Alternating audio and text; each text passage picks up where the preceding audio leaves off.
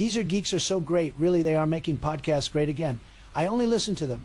Dude, I swear Geezer Geeks are unreal. They're my go-to. They're killing it.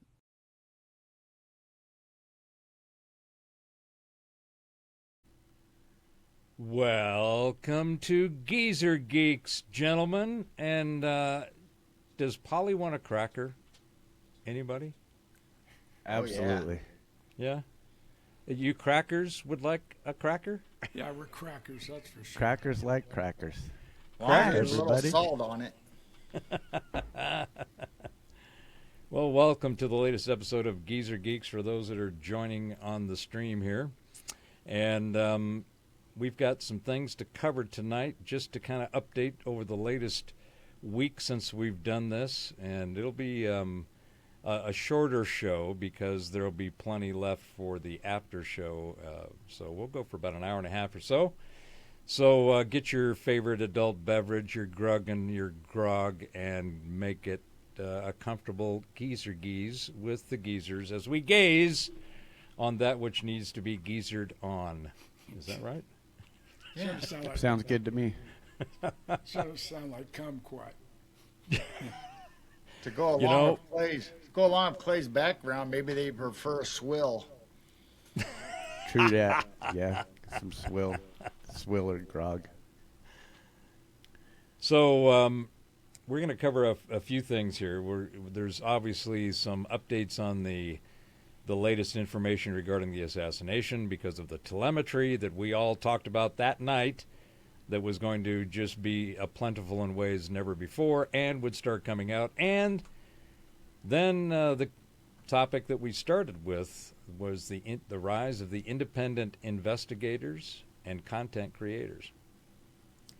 Because that's exactly what we're seeing. People are just going nuts. So we're going to go over some of that and just to get an update. But then we really need to get into the cackling kumquat, the stuff that seems to be what the Mockingbird media is parroting on about, and the various ways in which it's being done, the information that's being presented, that which isn't. And then we've got, so we're going to have some fun with some clips on that. And then we've got an update on the AI world, that which is so near and dear to the Geezer Geeks, because geeks do have intelligence. Some might call it artificial, but we kind of like to think of it as seasoned intelligence. Yeah. Right? So we got some updates there. So let's get into it, gents. First of all, anybody enjoying the Olympics? Nope. Haven't watched hardly any of it.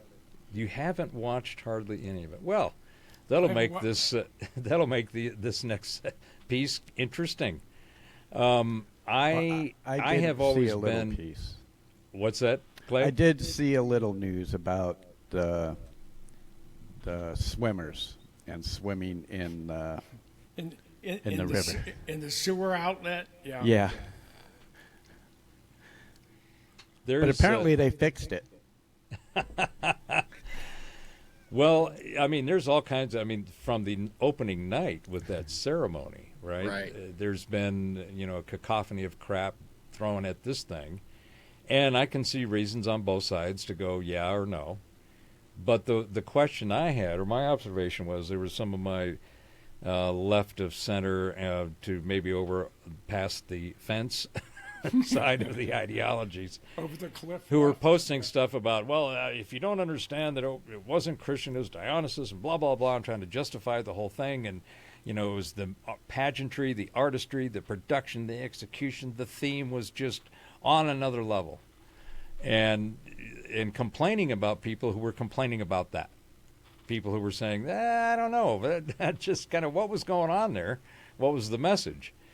My question was, if this was so magical and so wonderful, promoting this thing called the Olympics, if I'm missing something, it seems that the Olympics is all about athletic prowess, performance, and capability across a wide variety of different physical disciplines, games, and sports. I didn't see anything in that ceremony that was celebrating the theme of the Olympics. being athletic performance and capability and striving to be the best.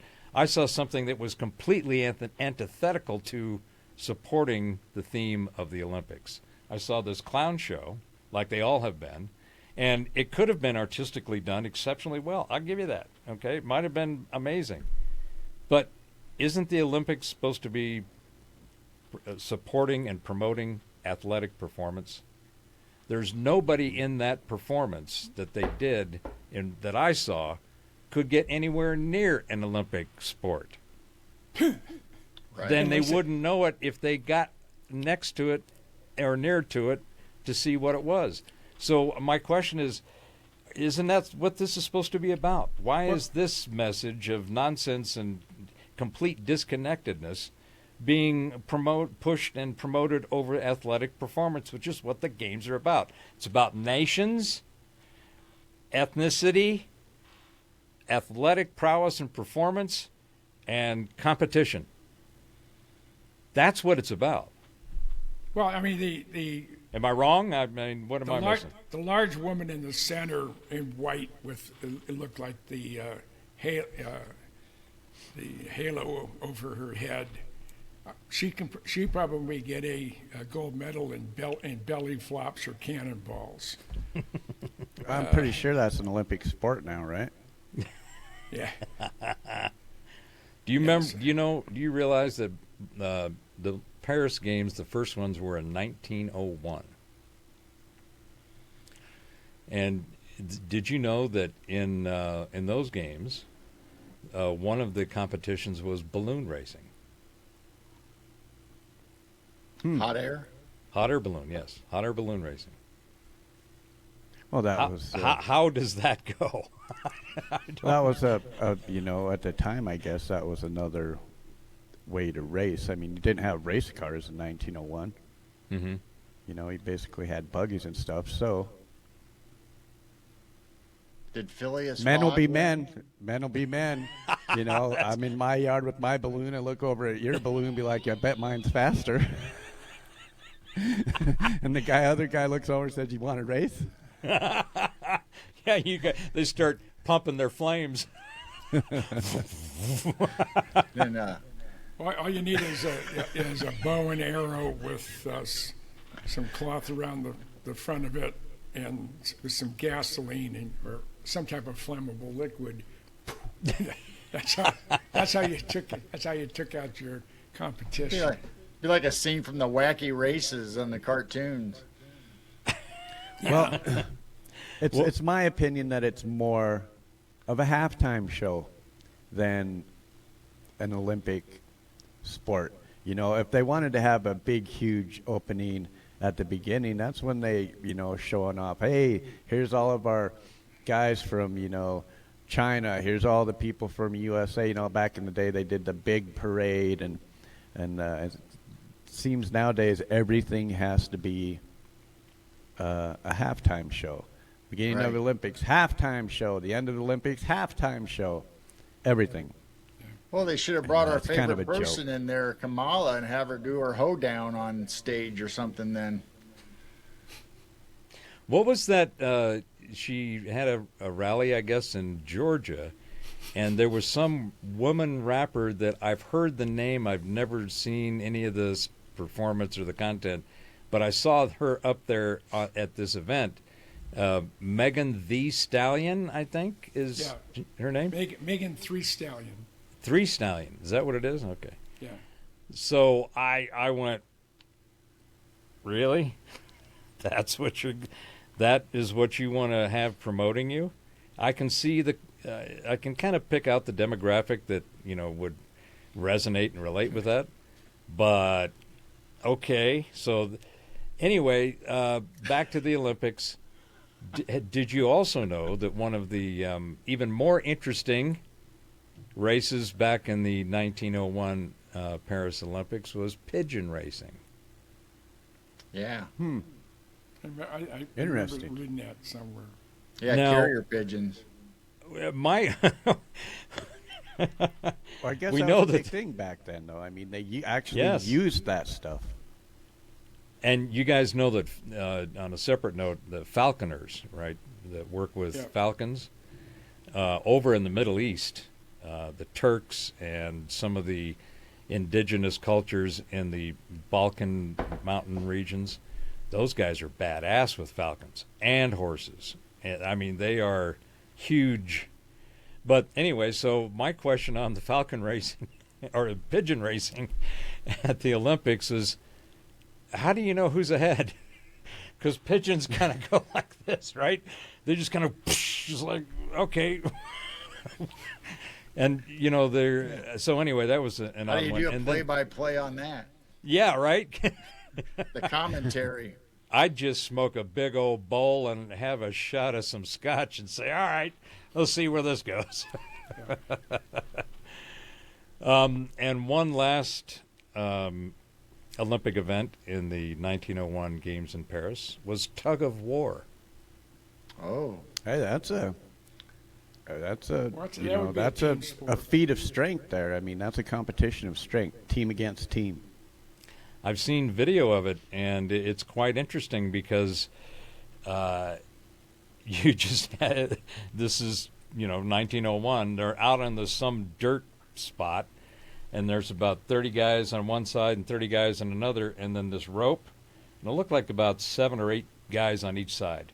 And they go this way a little bit, and back that way a little bit, and you could look at the people that were watching. It's like they didn't even care what was going on.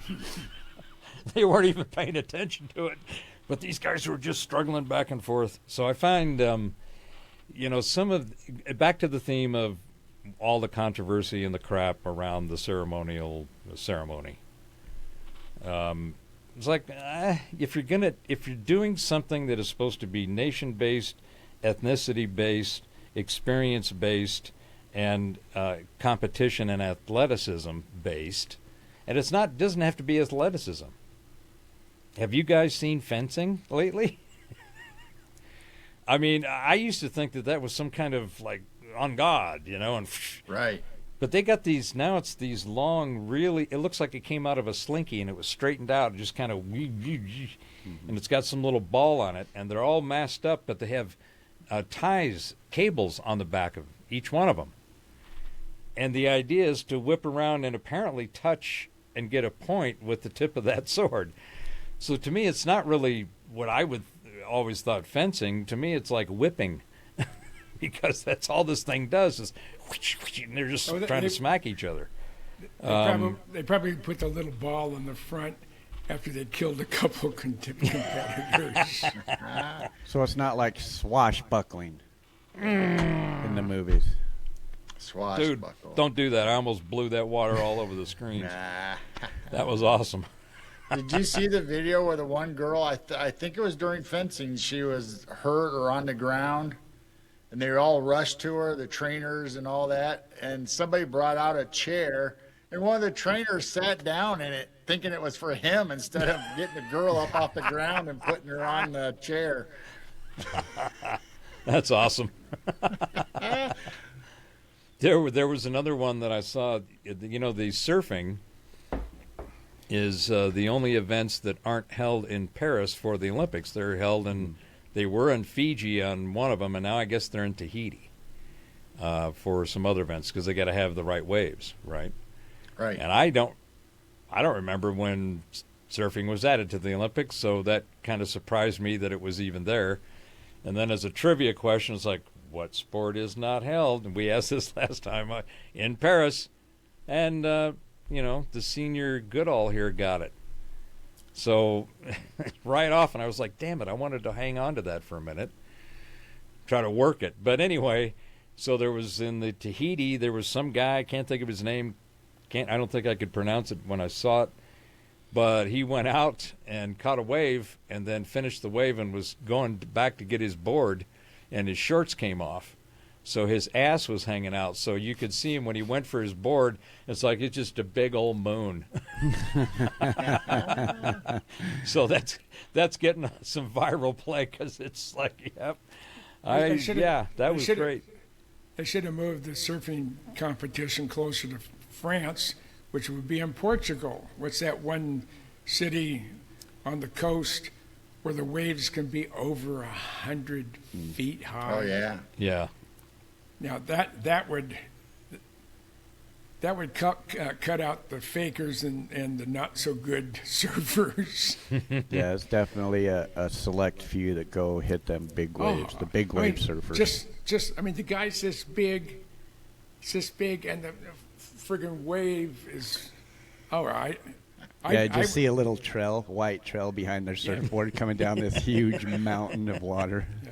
I mean, back in 1,000 years ago, I did some surfing in Santa Cruz and Aptos, there in Monterey Bay.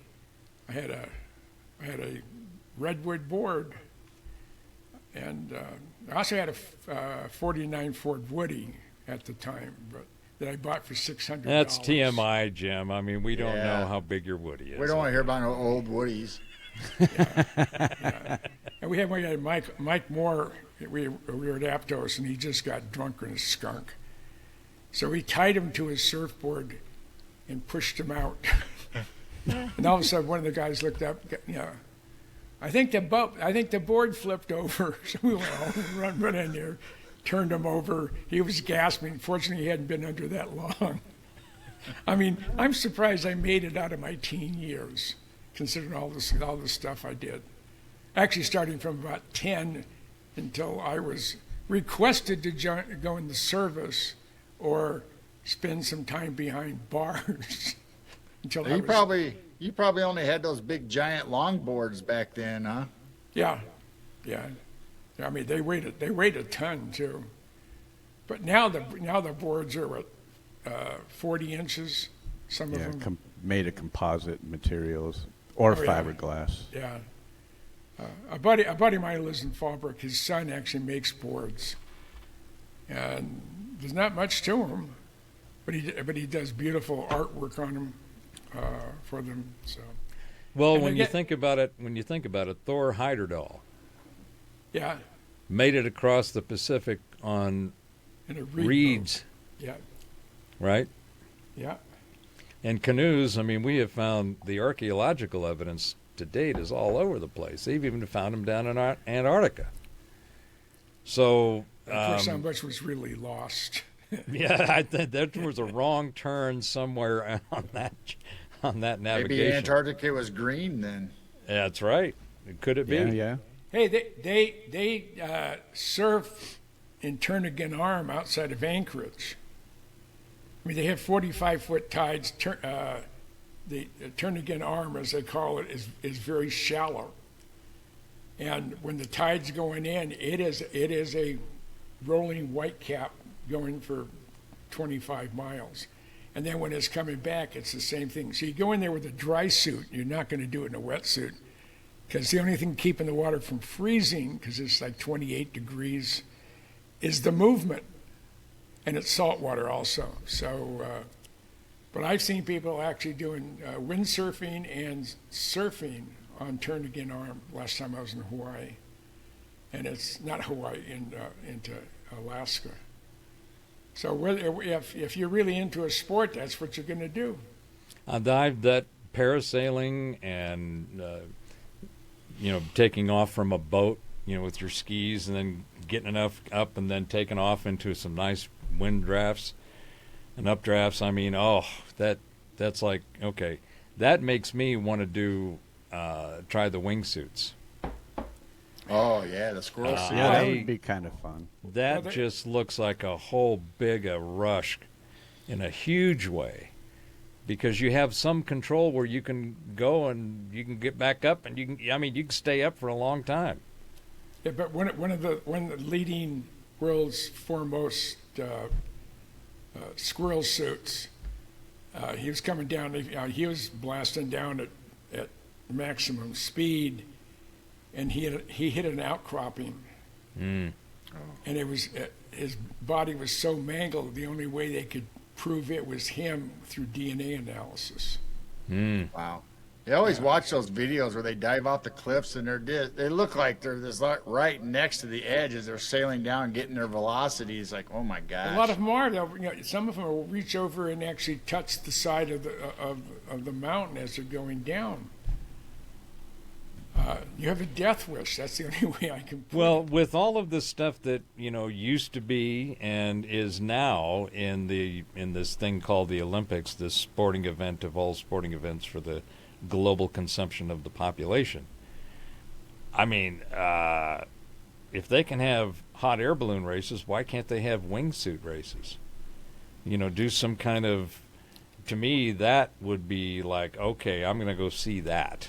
And that Right. would be amazing. But to finish up this Olympic segment, so we can move on to more pressing stuff to throw the geezer gaze on, I've got a couple of questions for you, geezer gents, and see if you can tell what sport this definition of an activity is in. Okay?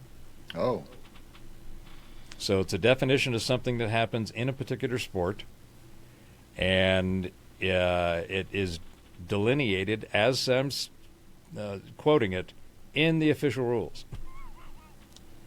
Okay? She got her shaft stuck in her cinnamon roll. Let me repeat that. She got her shaft stuck in the middle of her cinnamon roll. Yeah. I have a definition, but it's probably not. Well, this is the sport.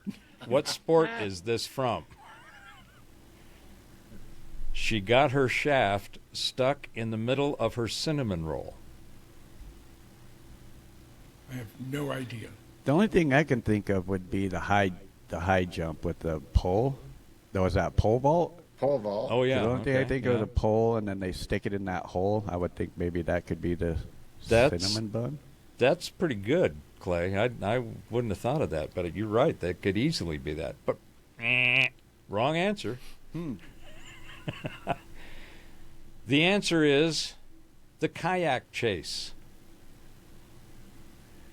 The kayak chase is a new event in the Olympics of 4 kayakers who simultaneously go into a rapids and then race.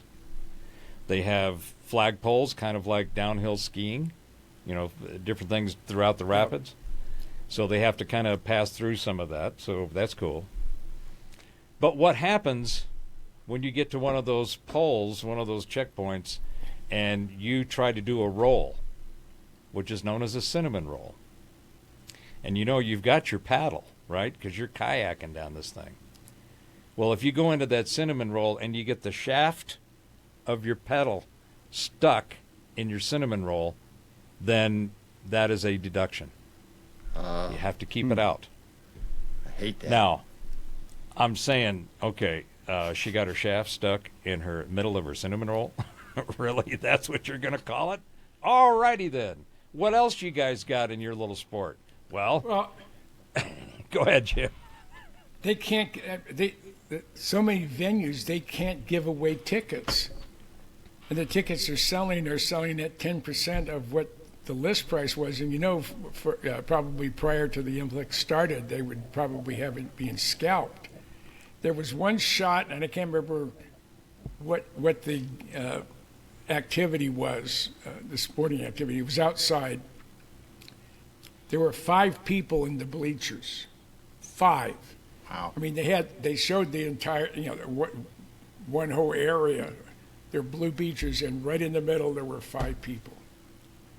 And that was during some intense competition. They have more people of that at like 3 a.m. watching ping pong and badminton. Yeah. I mean, it just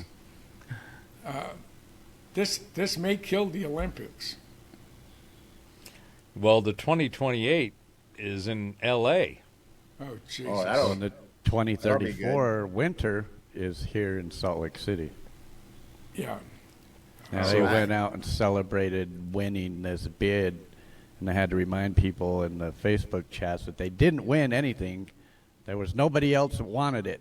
That's right. We won by default. That's right.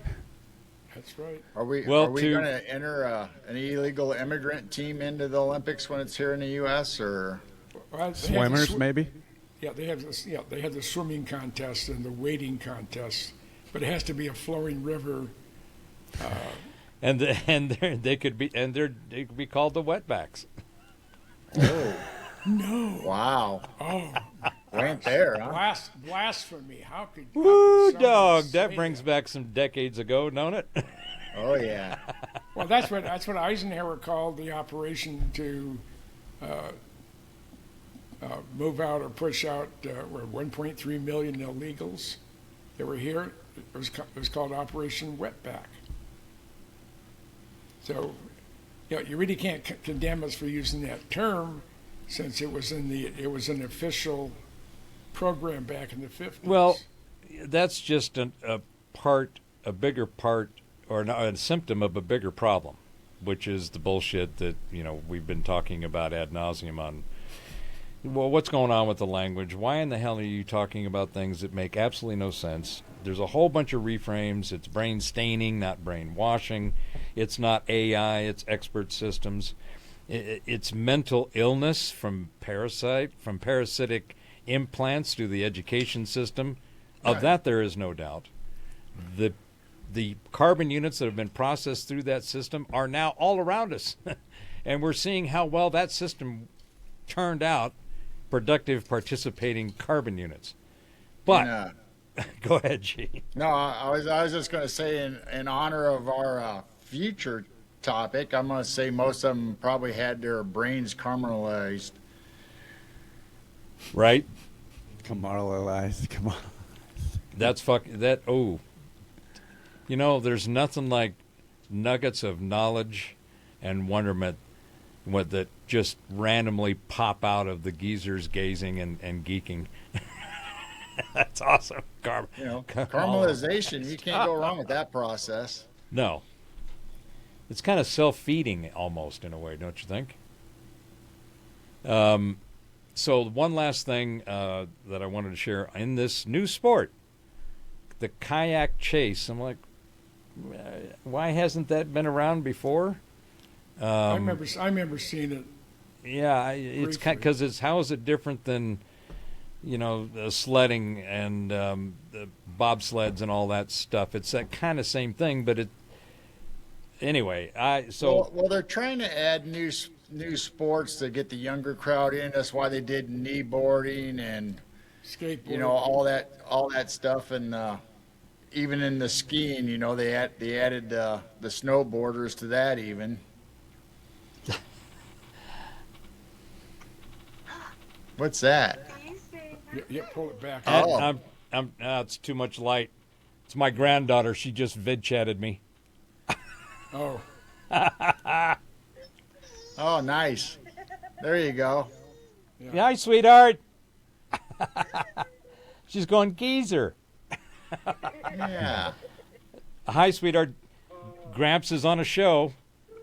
Can I call you back? I love you. Bye-bye. Bye-bye. Jeez. It's cute. How old is she? 17 months. Oh, okay. So sorry for that little interruption. I thought that was kind of cool. I wish the picture would have come nice. through. You got to have I pop-in get- guest hosts. Yeah.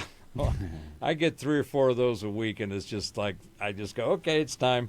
And what she does, she sees me and she just puts her face on the phone, and then she rips it out of her mom's hands and starts running around the house. So I've got this video that's like half of her, the ceiling, and all this shit shaking around. And I said, sweetheart, okay, Gramps he's got the dizzies. He needs to stop now.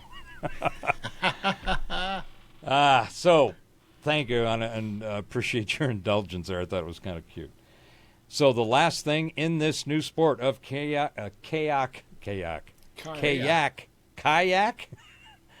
chase, easy for you to say. The last little definition that they have officially is they call it the extremely wet exit from the cockpit. You get dumped out of your kayak? That happens when you're about 17. Yeah, they call it a terribly wet exit from the cockpit. So what do you think's going on while you are in your kayak that all of a sudden you experience a terribly wet exit from your cockpit? Well, I'm assuming the cockpit is where they sit, and then maybe the turbulent water turns them over and ejects Pulls them. them out. I don't Pulls know. them out. Yeah, I Pulls would them out think of so. the kayak. Upside down in the water, and they have to eject. You're all right. Clay is closest because that's what happens when you go into that cinnamon roll that you might get your shaft stuck in. And you don't get your shaft stuck in, you get a terribly wet exit. Oh. So you're in the roll, you're underneath, and you squirt out, and there's no shaft involved. Oh. You didn't pull Hopefully out- it's not you your didn't pull out- competitor's shaft that gets stuck in your cinnamon roll. Yeah, for real. Especially if it's extremely wet. Because you didn't pull out fast enough. Do you get points for that? I think it's something that they look for that they ding you on. Oh. Not shaft. They ding you on. You know, everybody needs a my ding-a-ling once in a while. Holy shit. So, Well, I didn't even know kayaking. there you go. was That an is your Olympic I- update. The I only did thing not that see this show going this way. Oh, one more thing. Apparently the food is so bad because it was all vegan. Mm-hmm. I said, Did how you in the see hell that athletes horrible food? are supposed to get a lot of protein and stuff for their energy. So they finally broke down, but I spent an incredible sum of money for eggs and for beef and real food versus chemically created green food. And the beds are cardboard. Yeah, all of And- them artists have to have protein to keep their energy. Absolutely. They were getting like bread and grapes and moldy cheese, and I mean, and get this, the female dorm rooms, they didn't have curtains on the windows, so when they came right out of the shower, they just had these great big open windows. They had to start putting their home flags up over the windows to try to have some privacy. damn, you guys been following it. You've been keeping up as geezers do. You have been casting your gaze on what's out there because I haven't heard any of the shit you guys just said. I just told you the only shit I know is what I shared. Oh, wow. I did see, I think it was last night or this morning, where I'm not sure, was it boxing? But the guy that got in as a trans just pummeled this woman broke her within. nose. Yeah, and she just gave up. She said, "I'm not doing this." 46 seconds, and she walked away. What is going on there? I mean, That was horrible. It's my god. We can't discriminate. So so you're maybe you're short, maybe you're only 5'2" or 5'6". I'm talking about a guy, but you're a power lifter and a karate specialist, a bunch of other stuff, and you're going to go and fight a woman who doesn't have the core strength that a man has. And he said after, say 46 seconds, he says, "I can't do this. I'm not going to fight a man." And that by itself is a symptoms of why the Olympics, this may be their last Summer Olympics. Well, and I didn't watch that, but I'm sure after the 46 seconds, yeah, I won. I'm the champion. You know, throwing down a was. little Mr. T right? in Yep. both ways. He was doing that, and she was on the ground on her knees, covering her face, because she was obviously hurt and sad that, she just lost her career in the Olympics. And he came over and tried to pat her on the back, and she just got up and left and didn't even acknowledge him twice during that. Well, and the other thing about the Olympics, because they've been managed so well, is a number of major countries have said as soon as our last citizen is finished with whatever sport they're in, we're packing our bags and we're leaving. There's a lot of countries are not going to be there for the closing ceremony, because they know the closing ceremony will be such the same warm and loving and inclusive debacle as they had at the beginning. Full of diversity and equity and inclusion and mediocrity and incompetency and a boatload of ineptness. Because if there's one thing that we talk about, and I especially yammer on about, is when you have a bunch of people who are brain stained and that need a good brainwashing, when you reframe the way that you see this stuff, you go, now maybe there's a path to correct it, to fix it, because you can see what's causing it, or at least what's having an overly unbalanced influence on the way that it's going.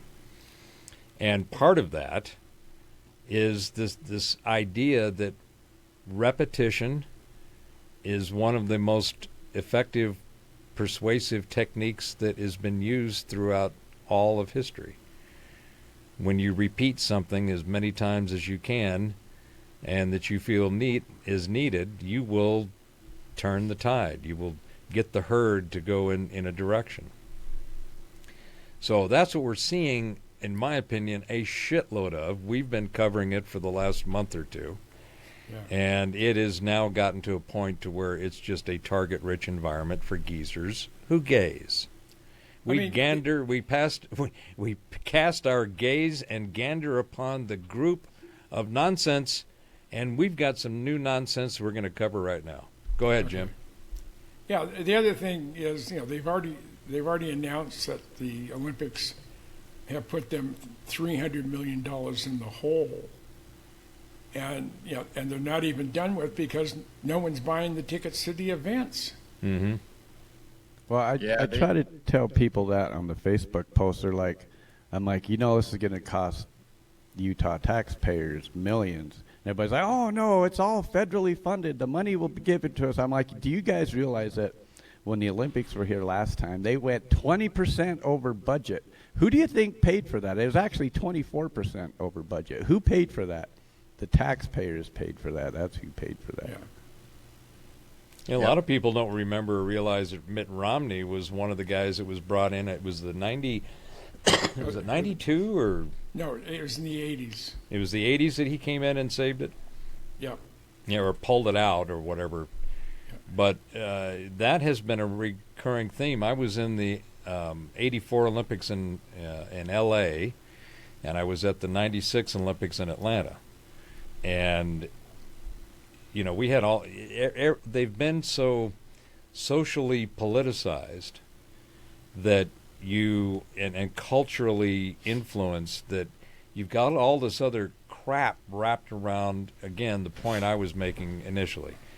Why isn't the ceremonies, why aren't they created and represent the theme of what the Olympics are? The nationalism, the ethnicity, the prowess, the physical prowess, and the competition.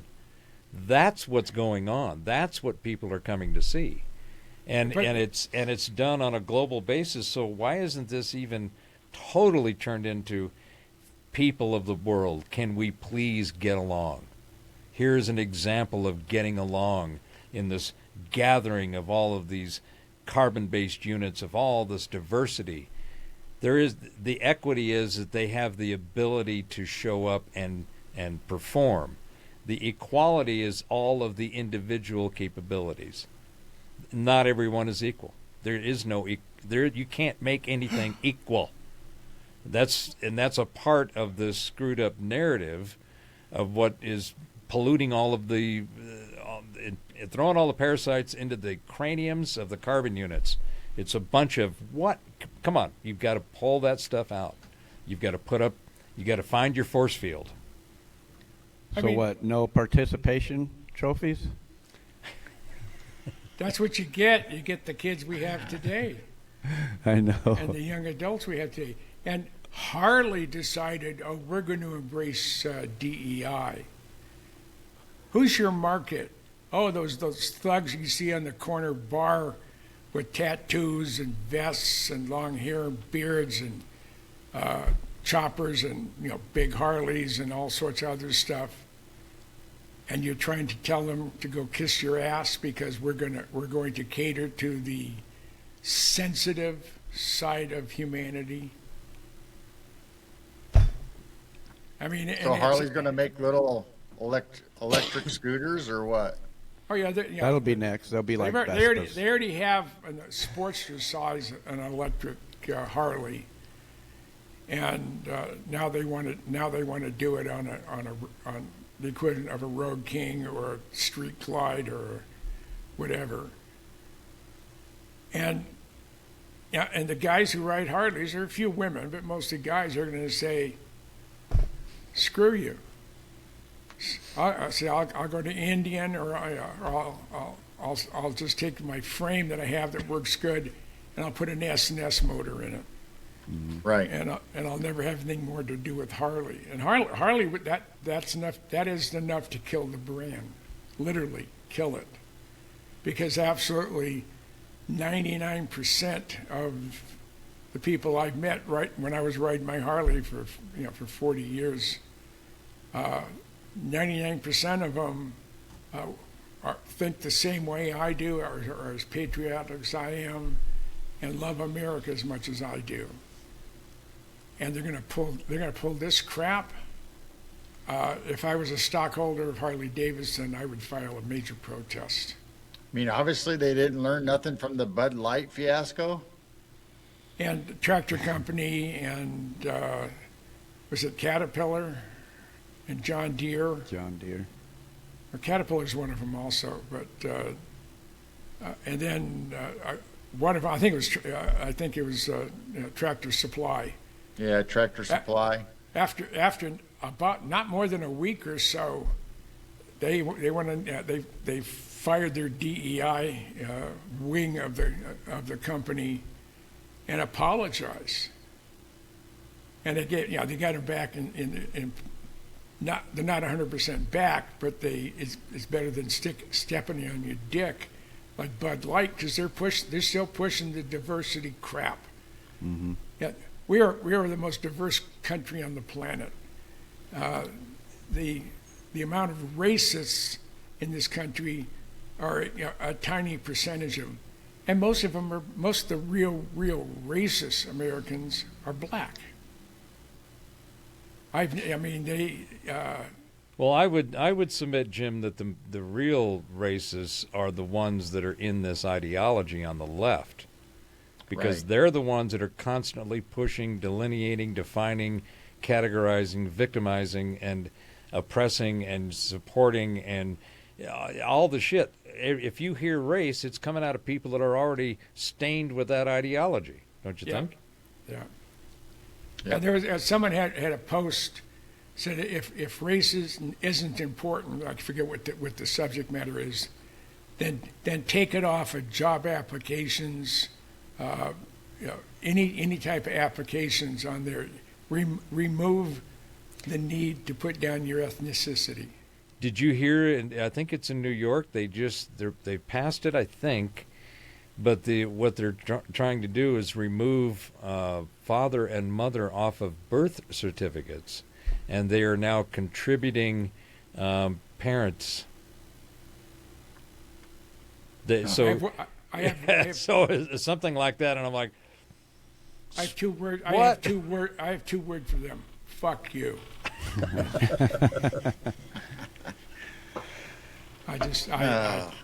Trying to destroy the language will destroy the country.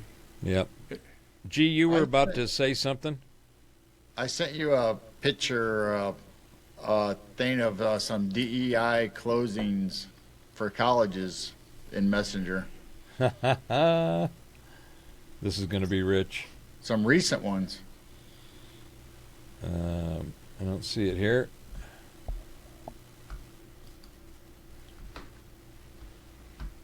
Oh, wait a minute. Nope, they haven't seen it yet. Really? I sent it to you in Messenger. Oh, well, Yeah, continue just on with with you. whatever you're... Yeah. Let me You see should have here. got it. Huh. I'll be me there do it in a again. second. All right, we'll put a. You going to take a break, Jim? No, I'm trying to find something I want to send okay. to you. Oh, here it is. Did I get it? No, it's the same one you sent about the offices closing, the DEI offices. That's what I told you I sent you about DEI closing. Okay, I got it. Let's see if we can share this for our viewing members. And let's see, here we go. This one here, and that's it. Charest. So let's see here. See if I can make this a little smaller so it'll fit. No? Wow, where the Oh, I got to zoom in. Okay. Oh, here it is. So, the DEI offices in universities in Missouri, Alabama, and Iowa. Oh, Iowa lot to Iowa pot. Are shutting down before the fall semester. Auburn will be dissolving its DEI office August 15th in a shocking turn of events. Alabama Public School will dissolve its offices by October 1st. Cascading shit rolling downhill, perhaps? Iowa State University dissolved theirs last week, and the University of Missouri announced Tuesday that it would also be shutting down its DEI division. You mean the Division of Equity and Inclusion? Yeah. Hey, messaging, I just sent you a picture of my 57 Chevy. Yeah, I Well, just what's looked that at got to do with Really what cool. we're talking Well, no, about? I was talking about it earlier. We were talking about cars and stuff like that. And I just, The hell, dude? You're throwing Maybe us off maybe that's here. going to be a geezer event in the Olympics. yeah, hot rods. Drag racing. Hey, they had a funny car almost hit 340 and 1,000 feet, 340 miles an hour in 3.34 seconds. That's just amazing. Oh, when I said drag racing, I mixed up. Instead of a, they were going to have a runway instead. Not the of a cars. strip. They should have aerial Olympics. Drone Olympics with, just seeing who can find the craziest shit.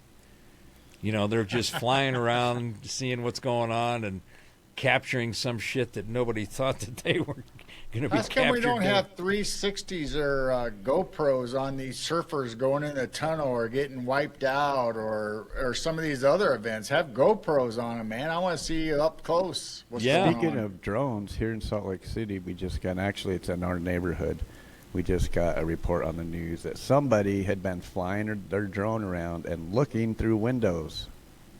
Oh. Hey, for the, I was the like, amount oh, of money, interesting. the amount of money they paid for a good quality, high resolution camera on a drone, they'd probably save money if they just went to the local whorehouse or picked up a hooker on the corner. Bro, what are you doing with your drone? I'm going to your mom's house, dude. I know when she showers. Now, I wouldn't mind seeing drone races. I kind of enjoy watching those where they go through the hoops and stuff like Yeah. that. Aerobatic flying when they have those races, but they do it with drones. That would be Yeah. kind of cool. Yeah, That's that kind of might right be up some Geeks Yeah. alley. And I think, that's actually a perfect segue into starting off the share and tell that I've got to share and tell. Because again, the theme is the Mockingbird media, the parroting of parasites and the pollution thereof. And, when you have things like drones,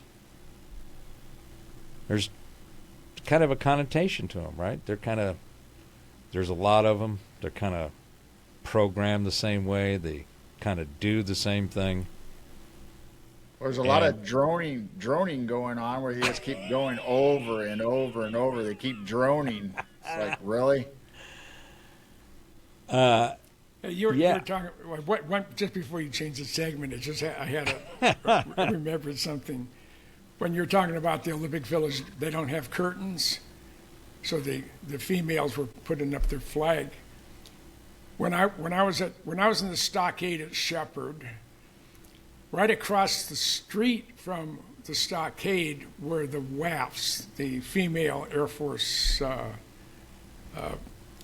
people, permanent party, and they would purposely go to their window and make sure that every prisoner there was aware of the fact that they're going to start taking their clothes off to get ready to go into the shower. So it was almost like a 1962 version of a porn channel. And they would get pretty raunchy as well. So there were some advantages of spending 25 days in the stockade. Wow. I bet there's a whole couple of shows about that we could do. That's what I'm thinking too. Yeah. Yeah. But let's move on to some empirical evidence, or at least what seems to be objectively connected to the Mockingbird media. This is actually from a couple of years ago. There's some new stuff in the works that we'll show on the next one, but it's all the same. You see a pattern, you recognize it. Jessica Headley. And I'm Ryan Wolf. Our greatest responsibility is to serve our Treasure Valley communities, the El Paso, Las Cruces communities, Eastern Iowa communities, Mid-Michigan communities. We are extremely proud of the quality, balanced journalism that CBS 4 News produces. But we are concerned about trouble and trending irresponsible, one-sided news stories plaguing our country. The sharing of biased and false news has become all too common on social media. More alarming, some media outlets publish these same fake stories without checking facts first. The sharing of biased and false news has become all too common on social media. More alarming, some media outlets publish these things simply aren't true without checking facts first.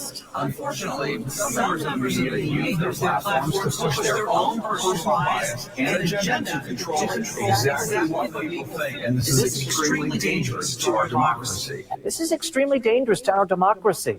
This is extremely dangerous to our democracy. This is extremely dangerous to our democracy. This is extremely dangerous to our democracy. This is extremely dangerous to our democracy. This is extremely dangerous to our democracy. This is extremely dangerous to our democracy. This is extremely dangerous to our democracy. This is extremely dangerous to our democracy. This is extremely dangerous to our democracy. This is extremely dangerous to our democracy. This is extremely dangerous to our democracy. This is extremely dangerous to our democracy. This is extremely dangerous to our democracy. This is extremely dangerous to our democracy. So, hold on here. Sorry about that. All right, gentlemen geeks, thoughts around the table? How about you, Clay? What you think? Yeah, definitely. Well, it comes from the top. That's, what is it? 6 families own all of the news organizations. So it comes from the top, and it goes down just like a waterfall. All of these other channels are getting, all of these other stations, they get the same exact memo, and they're spewing the exact same thing. Yeah. That's journalist malfeasance. They're not thinking for themselves. They're a mouthpiece for the political arm of the DNC, or the Politburo, however you want to call them. And it just, I channel surfed all the news stations here, a couple of years ago when something went big. It was about Trump, and absolutely verbatim, every single person, just like you just showed. And as far as I'm concerned, that's collusion. It's not news. That's someone's opinion. And I would love to see truth in media be a law that's passed. And if you lie to us and feed us, try to feed us propaganda, then you lose your license to broadcast. And that's that's one of the things that has to be done. This is well, crap. I totally agree, but the real challenge in that, Jim, in my opinion, is the adjudication of what is truth. That's where you have to have some kind of some way in which that can be adjudicated so everybody goes, well, that is the truth. You can talk about that. The real pollution, in my opinion, is the crap that they take the truth or the facts and wrap around and twist it into something else. That is where the malfeasance is, in my opinion. Gee, what do you think? I mean, it's just like we said a few shows ago. It's just like the collective consciousness of the left, going down to their drones or little worker bees saying the same thing, whether it's,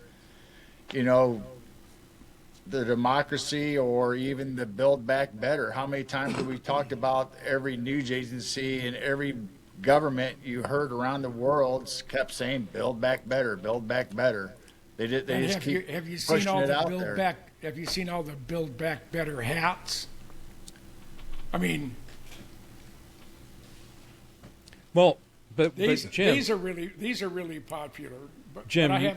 You know that hats, particularly baseball caps, are a testosterone-based carbon unit preference.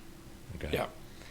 So, where you don't see estrogen-based units in varying levels wearing a lot of ball caps, unless they kind of leaning towards a little more T.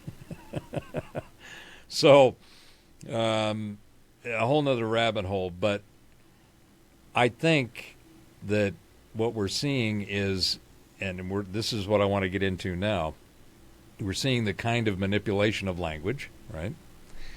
All of that was obviously programmed and distributed, disseminated, and dumped on the masses as the talking points. So the axiom that I subscribe to is you don't have the majority of people, especially the ones that are the sleeple, not the sheeple, not the minions and the masses. They're just sleeple. They're sleeping.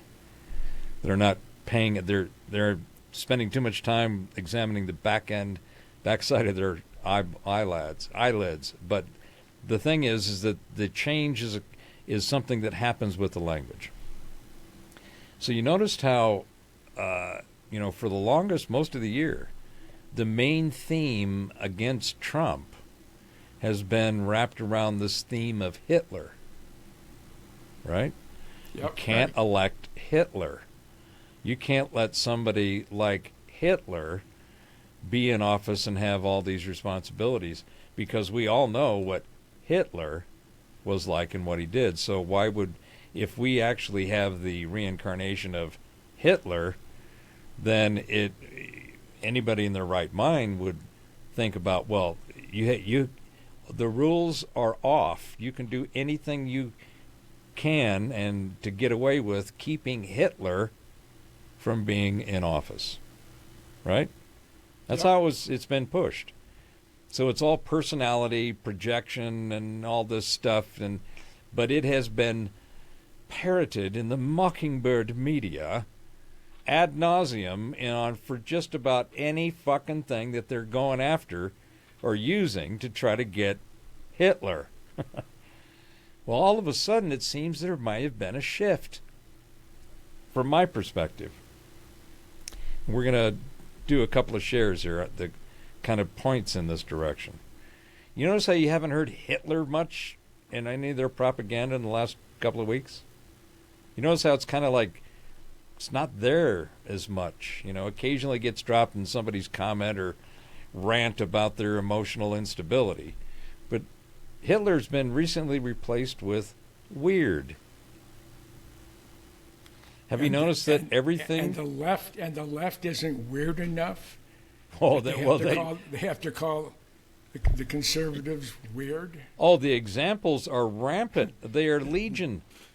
And it's really amazing to watch the complete lack of thinking things through happen for the people that are doing, the messaging and the marketing. Now, weird is kind of like that Dark Brand. I remember even before Dark Brandon, when Trump was running, they had this whole theme of, oh, he's dark. Oh, there's darkness around that dude. And that's a professional persuasion technique of using words that can conjure up a whole bunch of other shit. And then, depending on how much you repeat it and rinse it and throw it in that spin cycle, it takes on, and it has its own little life. So words are really critical in steering the herd of sleeple. So, but there seems to have been a change. Don't hear Hitler, now you hear weird. Everything is weird. J.D. Vance is weird. Trump was weird. It's just, and they say it in a way where they're portraying like they're just thinking of it. Right? They're just going, I'm trying to explain. It's weird. Right?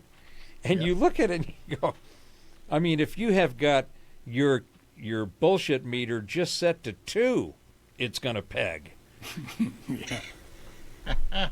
So I'm noticing a shift in the Mockingbird media parroting a new thought worm going from Hitler, because they realized, I think what happened is they realized that, that whole Hitler thing, people could get wound up and think, well, the rules don't apply anymore because it's Hitler. We got to get rid of him. It could cause some shit.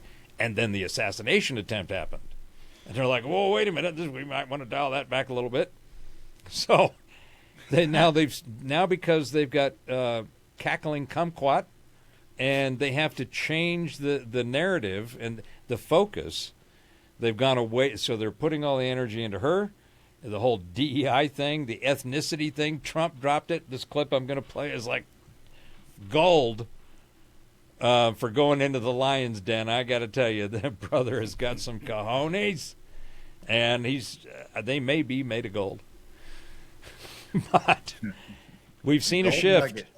We've seen a shift, and I'm going to play share some analysis from some other independent researchers and content creators who we are all about, because that's who we be. We are the tribe of the vibe. We are bringing all of what else is going on out there so that people can see that there's more information to be gleaned. There's more information to observe, to consider, to analyze, to speculate on. We're here to kill the legacy media.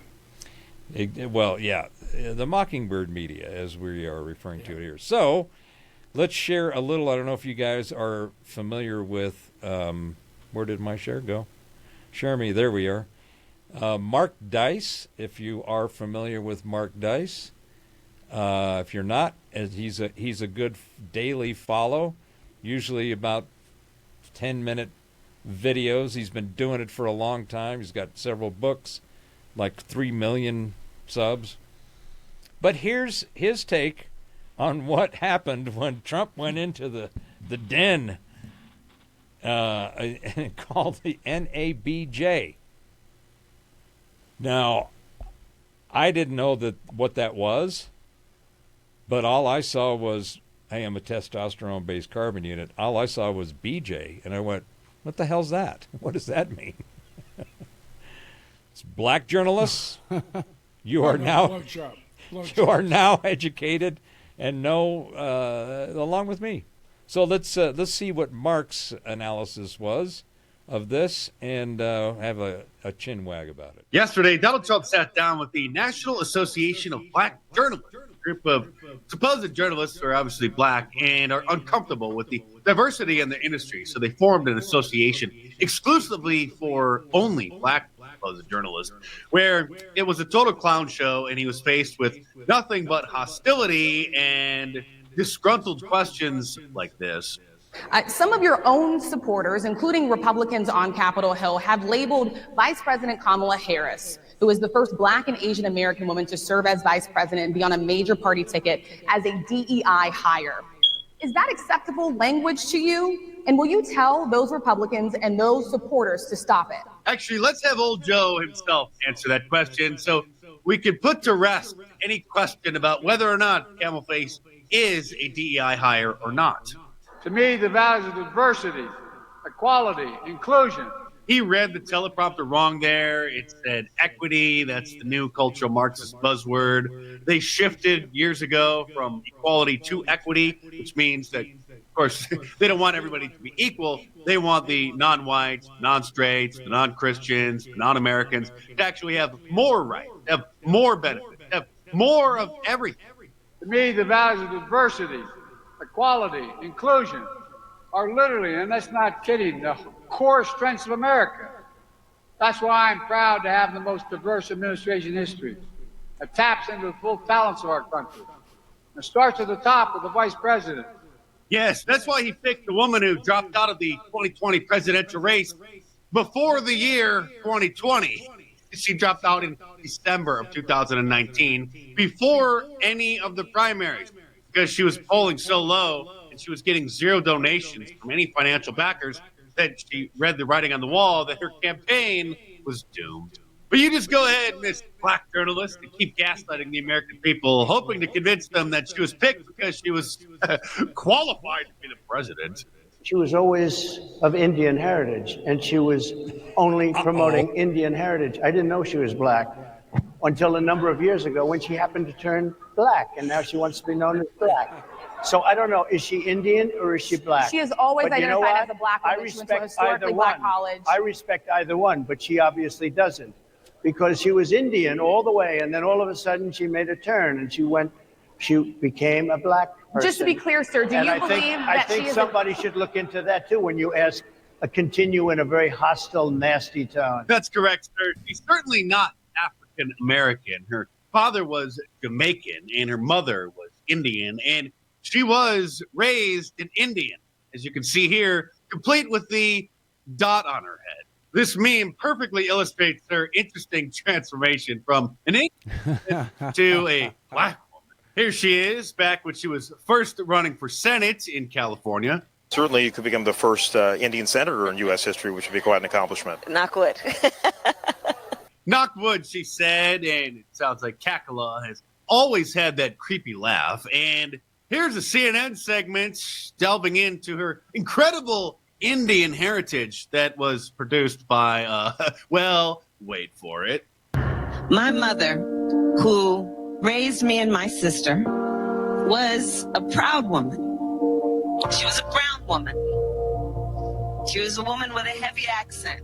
And her mother, Shamla Gopalan, was also the biggest influence in Kamala Harris's life. The answer is absolutely yes, Joe. After the big announcement, Harris's sister wrote in a Twitter post. After the big announcement, Harris's sister wrote in a Twitter post, "Would you like some beef jerky too?" Wrote in a Twitter post. You can't know who Kamala Harris is without knowing who our mother was. But being an Indian in America, not a Native American Indian, like an Indian from India, like Kamala Harris's ethnicity, isn't considered to be cool like it is to be black. It is lower on the oppression hierarchy. And so it's tough for a politician to pretend that they have a history of oppression in their family when their family is from a high-class caste over in India, and when her father's ancestors owned slaves. So when she got into politics, she reinvented her racial identity and, as Donald Trump noted, became black and created an entire fake backstory about how her and her family used to celebrate Kwanzaa back in the 70s and the 80s, and some of her most fondest memories are of those times. Happy holidays, everyone. I wanted to take a moment to send my warmest wishes to everyone celebrating Kwanzaa. Which is nobody. It's 5 people on Twitter. And by the way, I did add the reggae music in the background. You know, my sister and the laugh track. And I, we grew up celebrating Kwanzaa every year. And of course, there was always the discussion of the 7 principles. No, there wasn't. No black person on planet Earth can mention the 7 principles of Kwanzaa. There's only half a dozen black people in America who could even mention 1. And of course, the liberal media is very upset with Donald Trump questioning Kamala Harris's strange and ambiguous racial identity. As a person of color, as a black woman who is in this position that is standing before you at this podium, as a fellow DEI hire, behind this lectern, what he just said, what you just read out to me, is repulsive, it's insulting, and you know, no one has any right to tell someone who they are, how they identify. Well, in that case, we all owe Rachel Dolezal an apology. And this was Donald Trump yesterday in Harrisburg, Pennsylvania, pointing out more obvious weirdness about camel face. Did you see when President Obama and Michelle called? Did you see? Hello? Hello? Yes. Yes. Yes, I covered that in yesterday's video, actually. In case you missed it, be sure to go and check that out. Is this? Oh, this is Michelle and Barack. Oh, so surprised to hear. They got 4 cameras in front. Oh, I'm so surprised it's on speakerphone. Listen, we just want to congratulate you on destroying Joe Biden. I mean, on winning the... Let's hear from another Indian about Kamala Harris's bizarre transracialism, shall we? Here's Vivek Ramaswamy. On a very personal level, my parents were immigrants to this country, legal immigrants from southern India. Very same part of India that her mother also immigrated from. I think it's a hard fact, Martha, it's just a fact, whether you like it or not, that many Indian Americans in the United States are indeed somewhat offended by the way Kamala has suddenly cast aside the Indian American side of her identity. She leaned into it when she ran for office in California.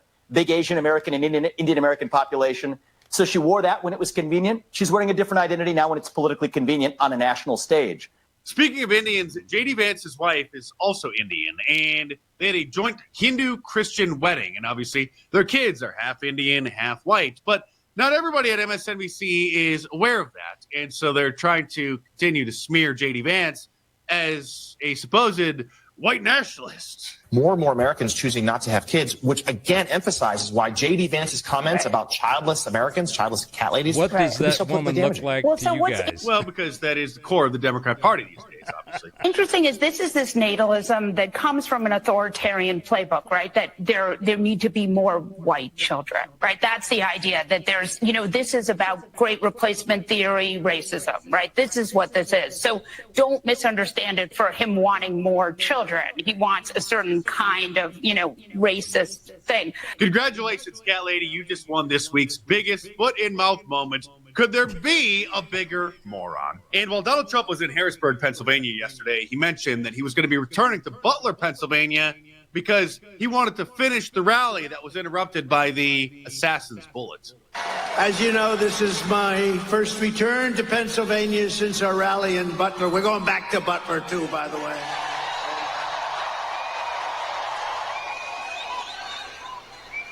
People said to me, "Are you serious?" I said, "I'm serious. We're going back." It is bizarre that there is a nationwide amnesia in the mainstream media about what happened and what almost happened to Donald Trump just a few weeks ago. But we're never going to forget, and we're never going to stop fighting for America. And if you want to get the Fight for Trump shirts, order yours from my online store at markdice.com or click the link in the description below. Now, So, what did you think of Mark Dice's compilation there, Geezers? I liked him. Yeah, I liked him too. Yeah, it was good. I mean, and he's right. You can't just choose, or you can't just change who you are. Well, you can, though, because identity is fluid, This morning, I woke up and I felt like Bruce Wayne. I got out of the shower, I felt like Batman. And I identified now as me, sitting here with the geezers, being a geeze. But that's, if you can't see if you don't see all the data, you can't see how it's gotten from where it was to where it is. Right. I blame Steve Martin, in the movie. I grew up as a poor black boy. Oh, yeah. The jerk. Well, he's Mama, right. I got a new job. So what's that? Well, I get a blow job. that was one of the.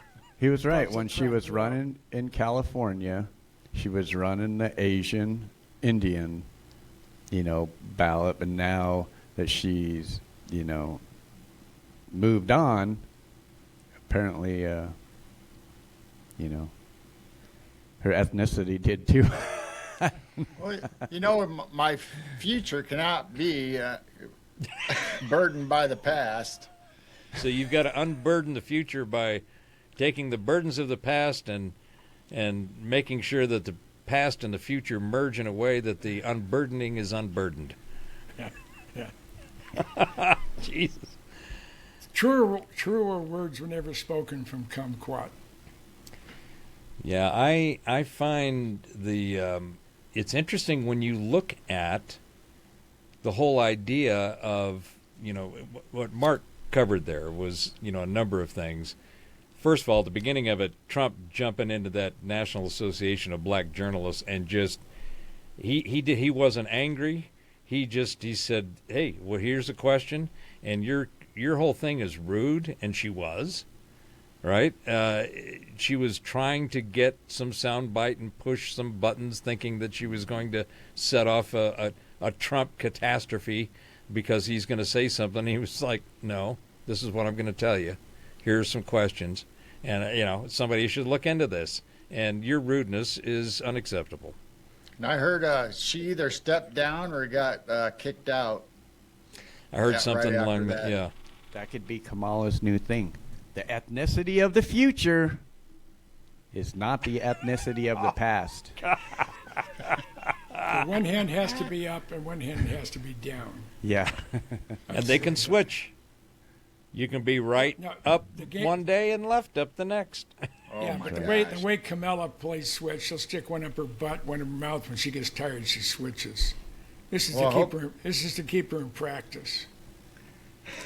Well, and again, we're here to serve and to share. Okay, that's what we do. We are the seasoned senior citizens of the geezer geek gaze that gets cast upon whatever the hell's going on. And after being around a while, you kind of look at things and you have different perspectives because you got more to perspect with, right?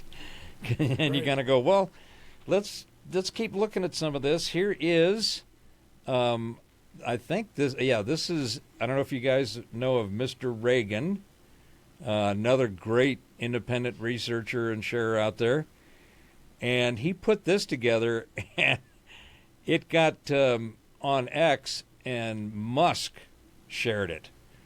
And it is literally like, okay, this is how insightful, comedic, and sardonic content is created. Enjoy. I'm Kamala Harris, and this is my rebranding. I get it. Until now, Americans have seen me as that childless Karen that always has too many drinks at the cocktail party, and you don't have the heart to tell my husband Doug that he's a whipped beta male married to an insufferable witch. Look, I get it. I'm unlikable. I'm inauthentic. I say crazy shit. It is time for us to do what we have been doing, and that time is every day. When we talk about the children of the community, they are the children of the community. You need to get to go and need to be able to get where you need to go to do the work and get home. And yes, okay, I was the border czar. And so even though I might have been a bad vice president, what I do have is ambition. You would not believe what I would do for this country. Oh, who am I kidding? If you vote for me, you're as cringe as Chuck Schumer. We are here today to throw our support behind Vice President Kamala Harris. I'm clapping. You don't have to. Let's all see what can be, unburdened by what has been. And by what has been, I mean the Biden-Harris administration. Vote Trump 2024. Let's make America great again. I'm Professor Sagan Peasnuts, and I approve this message. That was good. That was good. That was pretty good.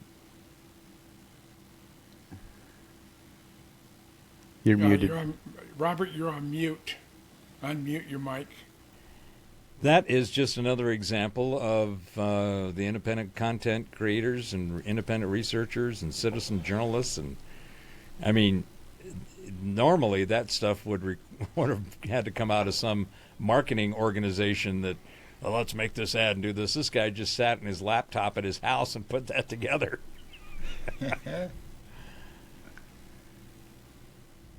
So, there is a lot of content. I think we're about $1.15 in. We'll go for another 20 or so here.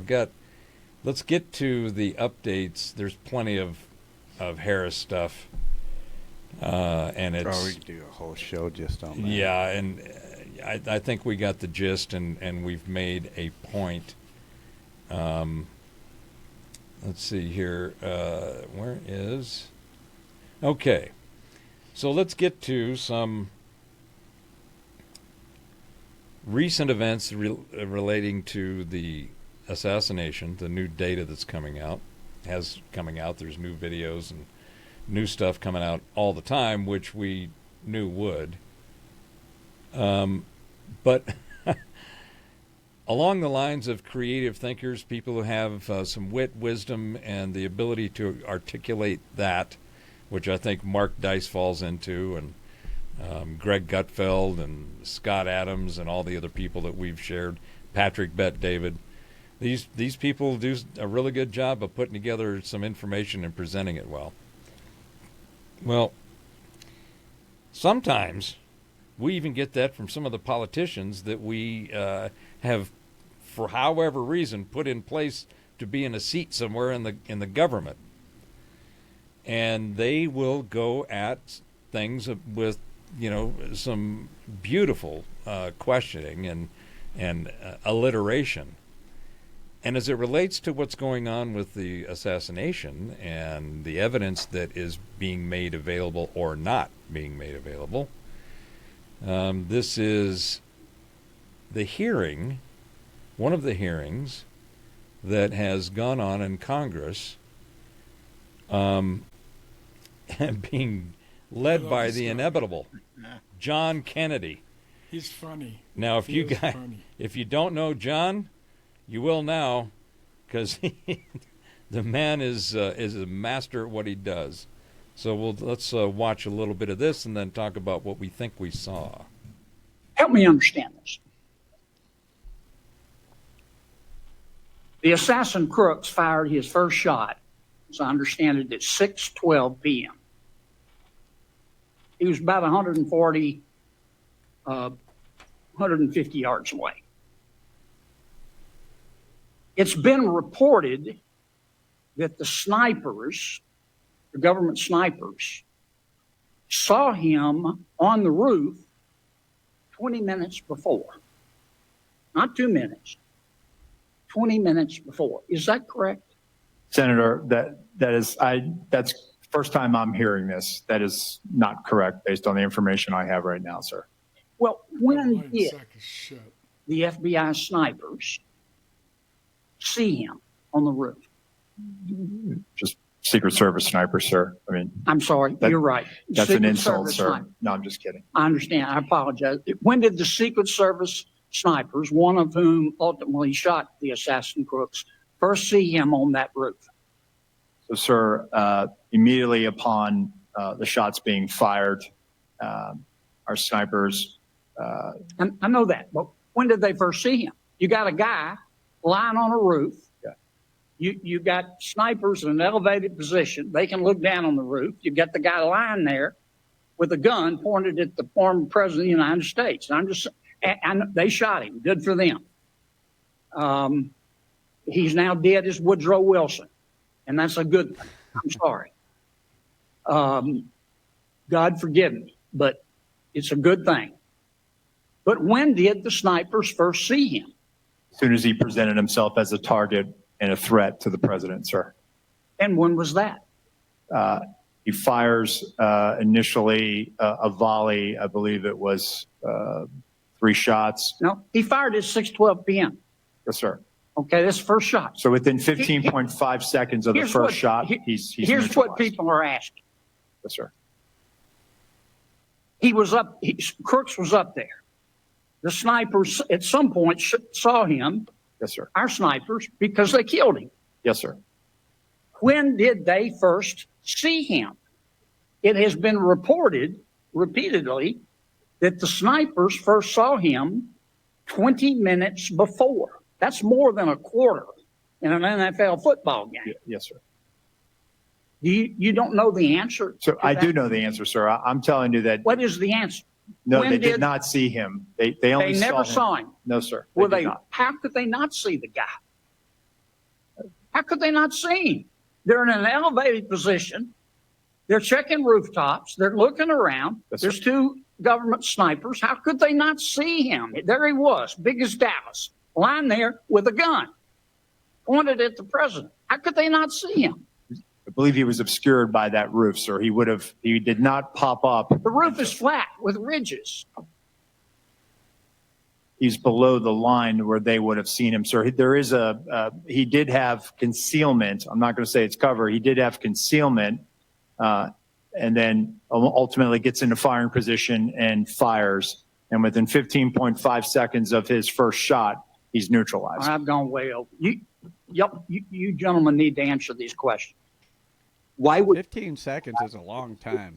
6:02 p.m., exactly 17 minutes after multiple suspicious person reports were provided, complete with photos and information suggesting that the assailant had a rangefinder, something that ordinary people don't use in this kind of circumstance. Senator, again, it was suspicion, not weapon, or there was never communication of that there was an individual with a gun or threat or other bad intentions. How many suspicious person reports did you receive that day? I'll get back to you on the exact number, but there were other individuals that came to the attention of law enforcement that day. Would President Biden ever be allowed on stage under similar circumstances with an unresolved set of multiple suspicious person reports provided, including indicating that there was a rangefinder involved? Senator, I can tell you that a suspicious person on the outer perimeter with local law enforcement attempting to locate would happen, but I would need more information as far as whether or not we would allow the president to go on or off. Again, for us, it comes down to weapon, a potential threat. Is the individual carrying an IED? Is there a weapon? Is there some other factor that now ramps up our attention to let's hold off on this? If there were 8 shell casings found next to the assailant's body, but he was neutralized after the first shot, where did those other shots come from? Where did the other shots go? As far as the assailant's shooting? Yes. So did the assailant get out 8 shots, or were those shell casings left from the day before? Where did they come from? The shooter, Senator, we believe fired 8 rounds. We had the shooting reconstruction team go out there for a period of days and collect all that. So we have bullet holes, bullet fragmentation, all taken back, and we're still putting together the trajectory and ballistic analysis, although we do have fragments of the bullets, and bullets have been collected in the distance from the shooter's weapon. Gotcha. It's my understanding there was a sniper team assigned to a window with complete overlook, complete view of the roof, the same rooftop, sloped rooftop where the shots were fired. It's also my understanding, according to some whistleblower accounts, that post was abandoned. What can you tell me about that? Why was it abandoned? So I saw that from the colonel's testimony, sir, and it's something that I've asked and our mission assurance is getting to the bottom of. And there were two-man counter sniper teams from the locals that were in that AGR building. And so at some point they just left? That I don't have an answer for you on that, Senator, but it seems to me that if even one of them left, there should have been remaining some additional eyes left in that building. Yeah, that seems like something that maybe should be one of the very first questions you address. I'm actually surprised that you don't know that already, and I'd ask that you submit to us in writing what you learn as soon as you learn it. Will you commit to that? Yes, sir.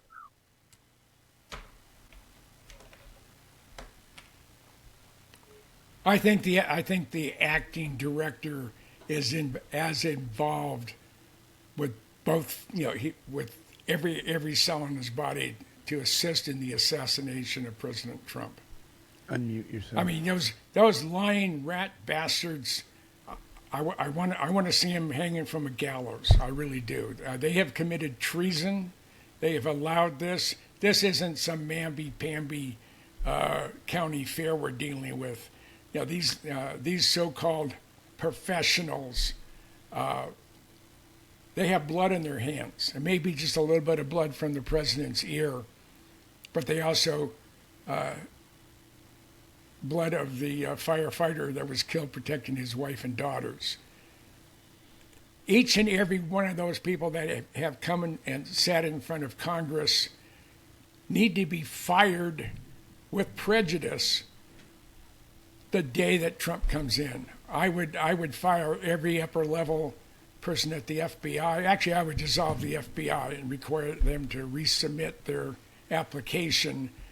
And if you were hired by Clinton, Obama, or Biden, you're fired permanently. This is the biggest bunch of treasonous lies. These rat bastards know exactly what happened because they allowed it to happen. And as far as I'm concerned, if you come in front of Congress and you know what the subject matter is and you don't have all the information, that's dereliction of duty. And it's also lying under oath. Especially if you're somebody, okay, granted the main director is gone, but if you're still an acting director, you should be in a place where you know all of the answers anyway. How else did you get to that position in the first place if you didn't know the answers? Now all of a sudden you come in front of Congress and you don't know the answers. I don't know. It's bullshit. It's the same as Professor, it's the same as those incompetent idiots when they were talking about UAPs and not. Well, I didn't know that there was a UFO or UAP over Maelstrom Air Force Base and to shut down a bunch of missile sites that aren't connected electronically. How did that happen? Mm-hmm. They had no idea. I mean, it's the same incompetent idiots. They need to be cleaned out of our government. We need to shut down probably 95% of the so-called accessory units within all the departments of Commerce and Treasury. Yeah, I mean, it's douching. It's rat infested, cockroach infested. It's just infested, and it's infested and infected. I don't even think the rats would want to live in that environment. Yeah, well, that's apparently there's some do.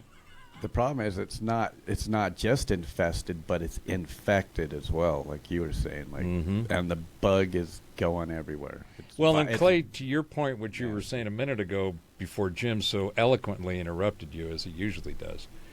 What we just watched, that hearing was just yesterday. Right. We're talking almost 3 weeks from the event. And the information that is not available, that needs to go back and gotten and packaged up and presented, that you would think you should have that within a few days. Yeah. That should have become a totally sealed off, hermetically sealed environment where all of the forensic activities could occur so that you can have all that data. And it doesn't take that long to analyze it because, there was all these independent content creators and independent citizens and thinkers that were capturing the same shit. And they've got all kinds of additional data to support whatever you find from a physical perspective. Gee, what do you think? I think they obviously have the data. They just don't want to share it. They're trying to hide it. I mean, you would have the data if you were part of the plan. I mean, we've talked about this from the very beginning, it being a coup. I mean, whether it came from Soros or some other source high up, in the cabal, trying to get rid of Biden because he's not going along with the plan, so they had all this worked out, and they just got their hand caught in a cookie jar. It's just a matter of us trying to bust that cookie jar open and let it all spill out now. Yeah, we are the people, and we are here to help you fix your fuck up. Because, somebody's got to do it. But another interesting thing I noticed, did you guys realize that we had coup d'etat à deux? Oh? Think about this. The first coup was taking out old Sloppy Joe. Yeah. The second coup was trying to take out Trump. No, apparently, whoever's got a hold of the coup machine and knows what buttons and dials to push and turn, they're just like, we got to take all these fuckers out.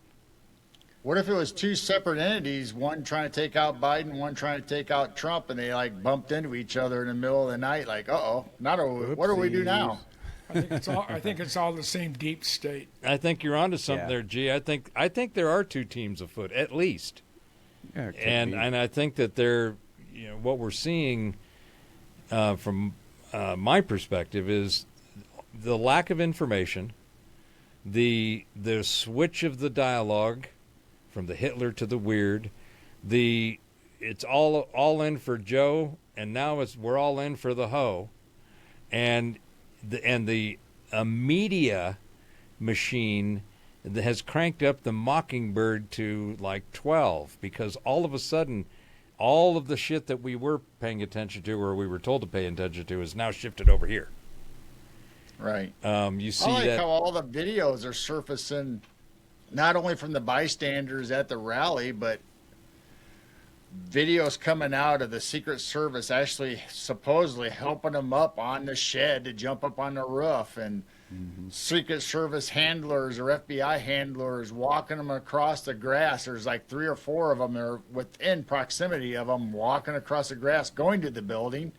And then you have the people from the stands, the video of showing his head walking across the top of the roof, where you see him the whole time like a turkey popping out behind a log, where you could have just pecked him off right away.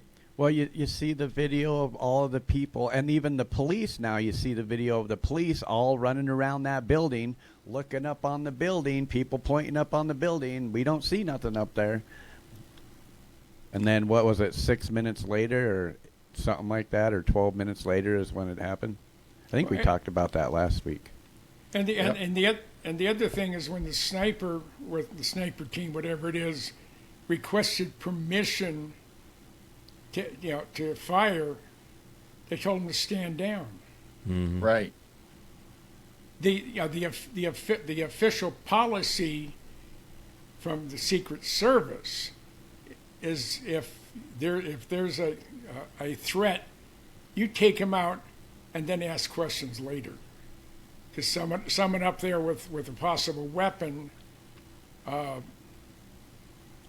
nobody was supposed to be up there. Yeah, and so what it seems to me at this point, and it's fluid, because we're getting information. We're not getting any information from officialdom, those responsible for maintaining control and enforcement of shit. I mean, we just saw that this guy was obfuscated as much as he could be. But I think what happened is that all of the events that they've been trying and throwing at Trump, tossing his way for 8 years, none of it has stuck the way that they were intended. And it's almost like Teflon Don is starting to get some, credibility for that name. They tried to lawfare him, they tried to sue him and bankrupt him, and then they tried to kill him. And you go, well, I guess, all your other ammo that you shot at him for all these years with all that other bullshit, that anyone with any kind of open, just cracked mind can see that, there's some fishy shit going on here. There's some sketchy things that have happened, and they create questions that demand answers, and you can't be, you can't let the cackling class shut down those who are asking questions because the questions are inappropriate. They are some ism that whichever one they want to tack on and ride for a while. Or it's, you're crazy. That's the usual shit. But the crazy folks over the last several decades, it turned out to be the ones that were right. And that's demonstrably empirical data that can be pointed to and used. So I think what happened, they said, all this other shit didn't work. We got to take this fucker out. And it wasn't supposed to fail, because it was so set up and enabled to be successful that the fact that it wasn't was, they looked at it and they said, we got this in the bag. Plan B? We don't need a plan B. This is the end of our troubles. And it didn't work. So what we're seeing now is a scrambling, in my opinion, across all of it, going, we didn't have plan B. What do we do now? This was supposed to work. Don't answer questions. Don't show any information. Change the subject. Get a new word in here. Go blow up Camel Toe's skirt and make her look big and puffy. And there you go. So I think they're scrambling. I think they're still scrambling, and they will continue to scramble, because the more information comes out, like this new video, and we'll do that on the live stream after the show, because we'll have enough time to vet it. I like to put about a 48-hour rule on any information. just to see it flush out or flash on or flush out, whichever term you want to use. But that is the latest. Let's wrap up this episode. I got a question. Go ahead. Though. Go ahead, G. If the sniper was told to stand down and he has now been released of duty, why hasn't Congress brought him up, or have they, to say who gave you that order to stand down and start pinpointing who's at the top of this chain? Mm-hmm. Well, I think we saw some of that starting on the clip we just watched. Maybe he'll mysteriously not wake up. Die in a hot air balloon accident in Paris? In the middle of a pigeon race? Yep. Because you sure as hell don't want to put his ass in a canoe chase. Pigeon got him right in the eye. Killed him. You might get it in the Cinnabon. Well, I've got in the Cinnabon. You got your shaft stuck in your Cinnabon roll, and for that you had a terribly wet exit out of your cockpit. Oh, the clips that are going to come out of this. So, we've also been covering, among the strange, mysterious, and otherwise, the ufology, right, and all of the stuff that's going on. There is a couple of videos here that I want to share on some of the latest, and we'll close out the show with some extraterrestrial and maybe artificial sentience kind of applications, because you know these are geeky things, right? Let me get my tinfoil hat. Get your hats on. Incoming. Okay, this is a huge white cube-shaped UFO seen hovering over Prague on July 31st, yesterday.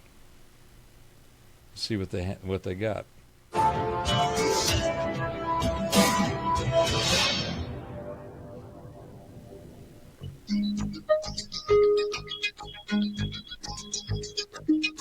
Okay, guys, we've got a piece of footage of this cube-shaped object that was seen hovering. So, guys, let's take a look at the footage, and then we'll have a real quick chat afterwards. Není letadlo, to není balon, to je nějaká kostka prostě.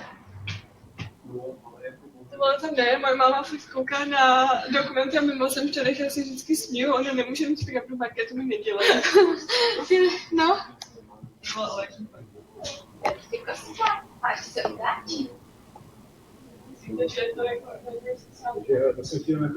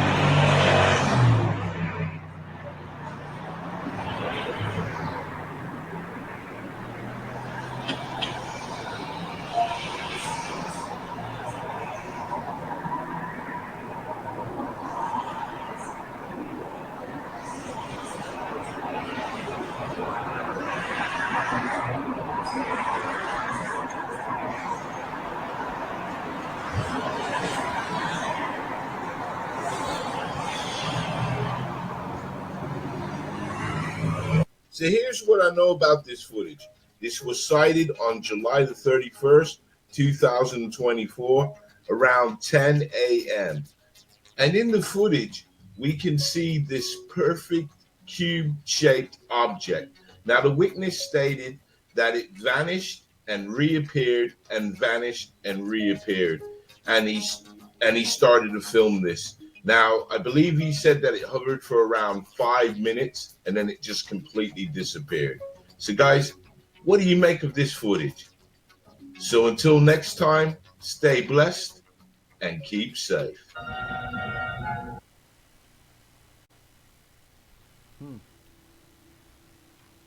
Wow. Interesting. I mean, it's not a balloon because it was making some real specific moves. So it has the ability to be controlled either internally or externally. Well, it was interesting that, the first thought was, well, it looks like a balloon. But when it turned and that bottom side, it was darker and it looked like there was some kind of pattern on it, where maybe it could have been like a basket in a balloon. Maybe our cosmic cousins have come down and they are trying to lend their support for balloon races in the Olympics again. Maybe so. Maybe they want to stick their, their hand in the bucket. They don't want to get their shaft stuck in their cinnamon roll, though. No, that'd be catastrophic. So there's a lot more of that, but we're going to wind this down with a couple of other quick things here. As the geeks and those who hang around with the geeks understand and appreciate, whoops, get back here, little girl. We like all things technology, right? That's why we are geeks of the geezers of the geek, and we go geeking about. And one of the things that, in particular, Mr. Claymation does is the whole AI thing. And we looked at a video that had some AI enhancement last week that looked very odd, to say the least. Well, here is another along those lines, and let's see what y'all think about this.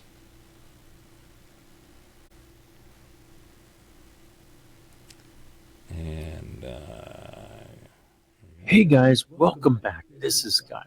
Now this photo is called the clearest ever UFO photo ever taken. And this is it. After AI, before AI.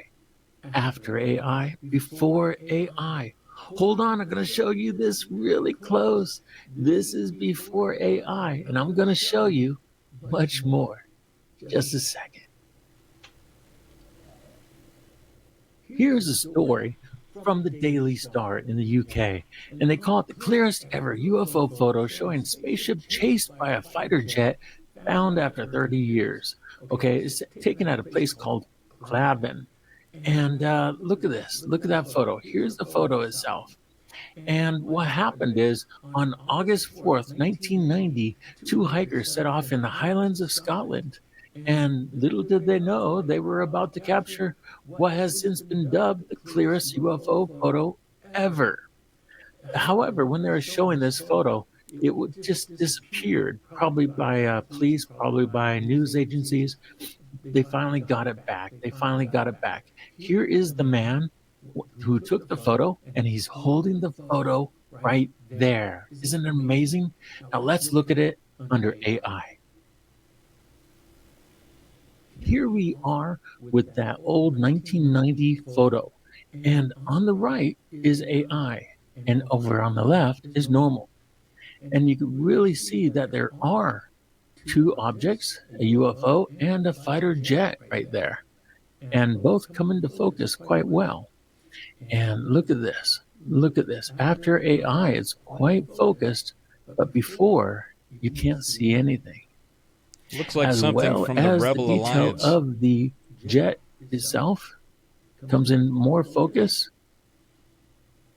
Okay.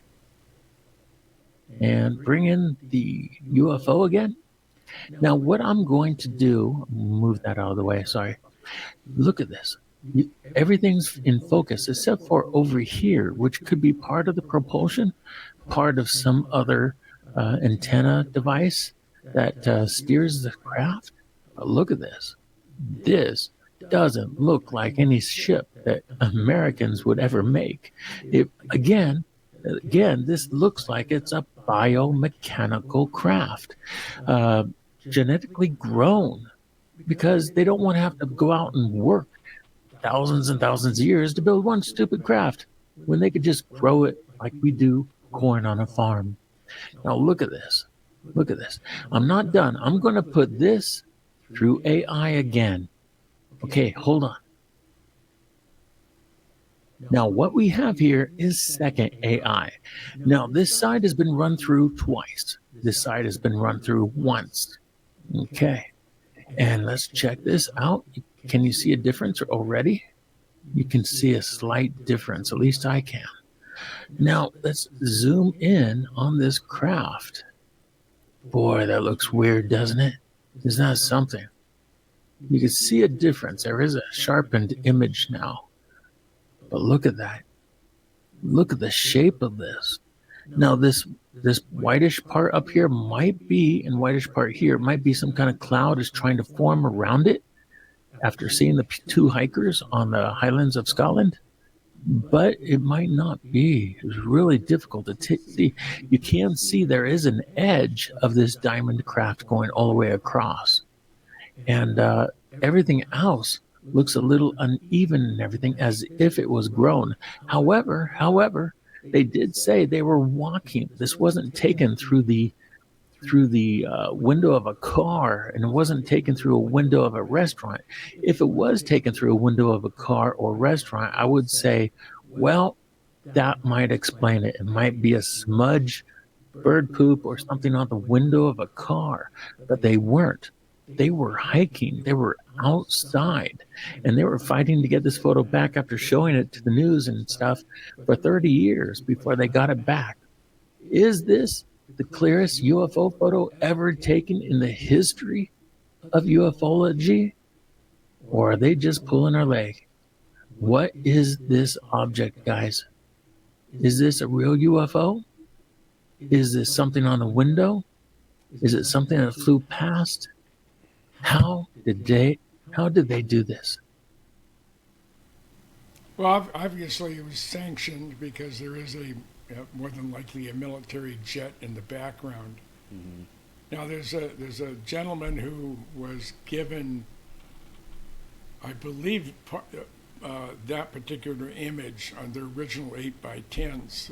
It was the family of the guy who did all the shooting, and he has about a dozen high-quality black and whites. And I've asked him, if he would do a 600 DPI scan on them and then send them to me. I'll clean them up and I'll send them back to him. I use Topaz Labs. They have, I've had some real soft photos. This is primarily stuff that was taken back in the 50s and 60s. And after cleaning up the background, the scratches and everything else, I run it through the Topaz Labs, what the hell's the name of it? The denoise AI. They also have a sharpened AI. And all of a sudden it looks like it was done with a real sharp camera with a good quality lens, and the stuff turned out beautiful. So the software, the artificial intelligence, if you want to call it. I know Robert has his own definition, and I agree with Robert. Not on many things, but I agree with him on that. Well, your level of intelligence just went up a notch or two. I know. And then I took a shit. And and it fixed all that, yeah. You got to keep balance. Yeah. So what do you think, Clay? I mean, I think that I've seen other images, a whole bunch of images that I'd really like to run through some AI cleanup. I mean, yeah, I agree. What did you think of that? Yeah, the technology is getting a lot better now, and it's just taking an existing photo and using the information it sees, just clearing it up a bit. So I'm sure there are tons. Now, you can also use this. I'm seeing they're using it for UFOs and UAPs. What about using this technology for Bigfoots and for, for other cryptids that are out there that are blurry pictures? This could really, could possibly change some things and maybe even clarify some things. I mean, I asked the vice president general manager of the Skunk Works back in June of 21. I asked him how much alien UFO technology is being utilized in skunkworks airplanes and craft. And without a beat, he said, none that I'm aware of. That seems hard to believe, though. I mean, there's so much shit that, I mean, we got transistors, we got fiber optics, documented, Corso. I mean, there we have gotten a shitload of the tech we use from the stuff that we either found or exchanged and made a deal with. Well, like the day after Roswell, that book by that Army colonel. Yeah, Corso. Yeah. Yeah, which was my dad gave it to me, and he says, "I think you'll find this interesting." And I did. I did. Because in 46, 47, we had no integrated circuits. We didn't have transistors. Right. We didn't have things like Kevlar. We didn't have superconductivity. Velcro. And in a real short window, after the war, all of a sudden, all this stuff, and a lot of stuff was through the Bell Labs, but they were given the goodies to help create new products. I'd heard from a gentleman from DuPont. He was an older guy that was a friend of my first wife's uncle, who was one of the first multimillionaire billionaires in Minnesota. And he says that there's things that we've shot that we know of that defies description. But one of the things it took DuPont, I think it was 13 or 14 years to reverse engineer Kevlar, because it has no common route that we would even think to put these particular chemicals and elements together. So it was, and he was aware of the day before Roswell, day after Roswell book, mm-hmm. And he just smiled when I asked him what his opinion was of the book. So, and same when I had lunch, sitting next to me was Buzz Aldrin. And I turned around, and he introduced himself. He said, "I think the whole world knows who you are." And I says, "I'm Jim Goodall." And then I said, "What is your opinion of astronauts seeing aliens and alien craft on the moon?" And he had this, his eyes got big, he started grinning, and he sort of turned his back on me for a few seconds. Someone needs to have the balls, maybe it's on their deathbed, where they have to say, "Okay, you can't harm me anymore, you can't fire me, you can't jail me, but these are the facts, and this is where you find excuse me, this is where you find the information to validate what I'm talking about." And we've had a number of folks that have gone antiquarian and had deathbed confessions of what they knew and saw. G, what did you think about that video or that image of the UFO being cleaned up with an expert system that is falsely named artificial intelligence? Yeah, I mean, I thought that was a really good example of what AI can do as a tool to help us with stuff like that. I mean, not only have we used it for, like, with clay, with images and music, to be a creation, this is also a good resource for us to use to clean up images. I'm kind of curious which one he used, though. That seemed pretty sweet. And then put it back in again after you've already cleaned it up and sharpened it just a little bit more. I think I have some images I'd like to send through there. Mm-hmm. I'm sure. I mean, it can just be used for not just, conspiracy photos. I mean, people probably have family photos that from the 70s, they would love to clean up, Well, have you seen the 60s or even videos? Before.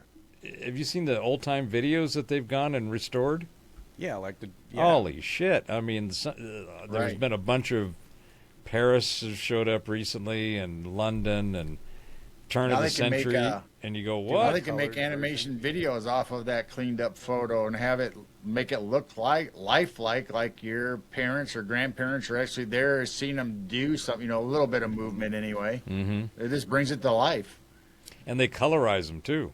Yeah, Especially the old black and whites. And I mean, the technology as an expert system and a tech tool for geezer geeks, gentlemen, we are just getting at the beginning of the geese.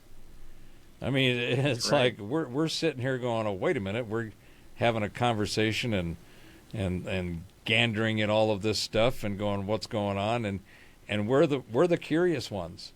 We're the ones that are going, well, I don't know about that. Say what? Really? Somebody's got some splaining to do. And then you end up with, Polly, want a cracker?